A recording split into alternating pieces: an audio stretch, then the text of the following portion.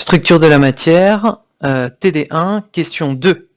Donc dans la question 2, pour le réseau de Bravais défini en question 1, réseau rectangulaire avec un motif à 2 atomes, on vous demande de calculer les paramètres de ce réseau, donc calculer la norme des vecteurs de base, l'angle entre les vecteurs de base et la surface de la maille.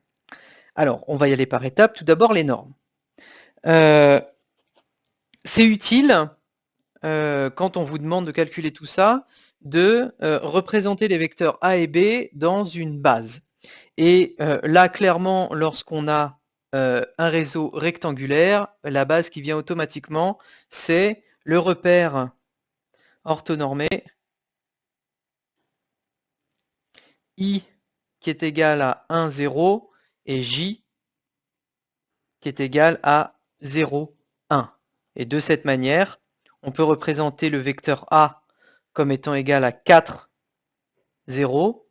Donc si le vecteur de base I et J sont donnés en angstrom, et B est égal à 0, 3. Donc allons-y pour les normes. Les normes, donc norme de A est égale à racine de 4 au carré plus 0 au carré est égal à 4. Et norme de B est égale à racine de 0 au carré plus 3 au carré est égal à 3 angstrom à chaque fois puisque ces vecteurs ont des unités. Très bien. Deuxième question, les angles entre les vecteurs. Alors il n'y en a qu'un seul, c'est l'angle gamma AB. Donc pour ça, on va se servir du produit scalaire.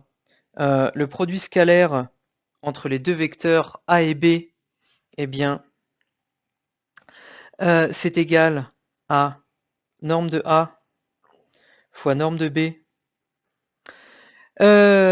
multiplié par cosinus de AB, donc cosinus gamma. Donc ça veut dire que cosinus de AB est égal à produit scalaire de AB divisé par le produit des normes. Très bien, alors il n'y a pas trop de surprise, hein. Le produit scalaire de AB, ça va nous donner A scalaire B qui va être égal à 4, 0 fois 0,3, ce qui va être égal à 0. Et donc ça, on s'en fiche, donc ça, c'est donc égal à 0, ce qui veut dire que gamma, ici, est égal à pi sur 2. Ok, sachant que gamma est défini entre 0 et pi. La seule valeur qui vérifie dans cette zone-là cosinus de gamma est égal à 0, c'est pi sur 2.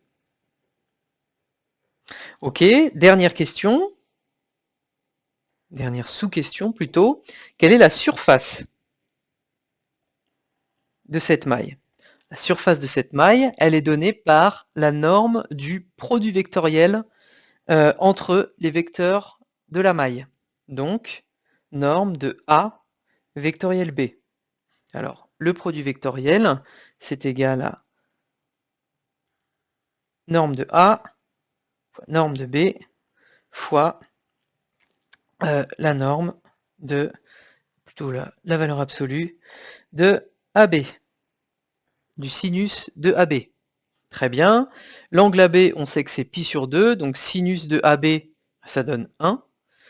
On sait que la norme de A, c'est 4 angstrom, que la norme de B, c'est 3 angstrom, et fois sinus pi sur 2, donc ça, c'est 1, donc ça, c'est égal à 12 angstrom au carré.